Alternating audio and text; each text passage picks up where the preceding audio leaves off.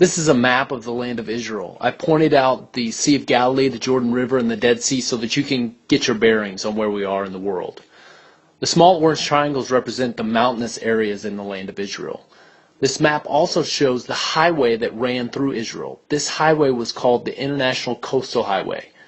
This was the main highway for those traveling from Egypt to Mesopotamia. It is sometimes called the Via Maris, or the Way of the Sea. A strategic point on this land bridge was a mountain pass in northern Israel. The International Coastal Highway runs right through this spot. This mountain pass is very narrow. The pictures on the right-hand side of the screen are pictures that I took of the pass while traveling on a bus through northern Israel. Today the pass is a little bit wider because they have built a highway over the ancient road. Nevertheless, you can still see how confined the road can get through this pass even today. In ancient times, the narrowness of the pass made it difficult to march an army through it. The opposing army could just sit on each side of the pass and pick off their enemies as they walked through with arrow shots. Therefore, the pass was very much like a bottleneck. Those who wanted to control the land bridge of Israel and the trade that flowed through Israel had to find a way to control this mountain pass. It was key. A city named Megiddo guarded the northern opening of the pass that came out into a valley called the Jezreel Valley. Now, if you controlled Megiddo, then you controlled this strategic mountain pass. So because of the importance of Megiddo's location, some scholars believe that more battles have been fought in the Jezreel Valley than in any other place in the world. In fact, from 3500 BC to 350 BC, Megiddo was occupied and controlled by different countries approximately 25 times. Thutmose III, the brilliant Egyptian military tactician who reigned around the 15th century BC, said this about Megiddo: "Capture it and fortify it well, for to capture Megiddo is to capture 1,000 towns." Controlling Megiddo was incredibly important. Whoever controlled Megiddo controlled trade, and whoever controlled trade controlled the known world.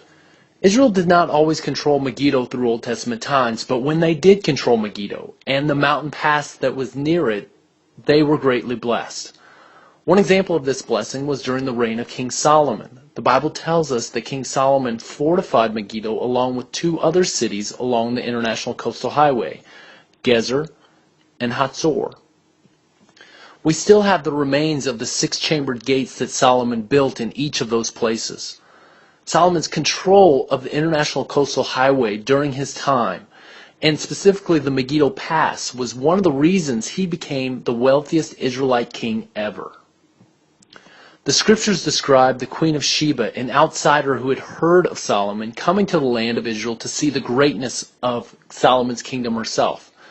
She was amazed to find that Solomon's wisdom and wealth were far beyond what she had heard. Solomon and his people were definitely blessed by this land given to Abraham's descendants. This land bridge, this crossroads of civilization. The Queen of Sheba then goes on to praise the God of Solomon because of what she has seen. The way Solomon governed the people and the blessing that resulted became an opportunity for the Queen of Sheba to learn something of Solomon's God. Perhaps this story is a good picture of what was supposed to happen when God blessed the people with this land.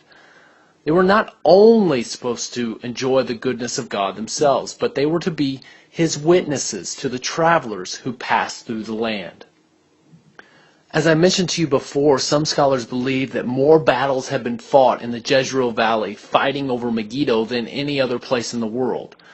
As a result, when someone brought up the phrase Mountain of Megiddo or Har Megiddo in Hebrew, the people of the Bible times instantly associated this place with battle. Perhaps in the same way the words Gettysburg or Alamo or Pearl Harbor would create similar ideas in minds today. The writer of the book of Revelation recalls the numerous conflicts to control this strategic valley by mentioning this very place, Har Megiddo, or how it is sometimes transliterated Armageddon, as the location of the final battle for mankind at the end of the world. Scholars debate whether this location is the actual location of the final battle or just symbolic of the final battle. Nevertheless, the book of Revelation promises that in the face of the defeat of God's saints by military forces from the east and the south and the north, the Lord Jesus Christ will return to defeat his enemies and deliver his people. The mention of Megiddo in the book of Revelation emphasizes the spiritual importance of the city. If the Israelites controlled Megiddo, they could be better channels of God's blessing in the world.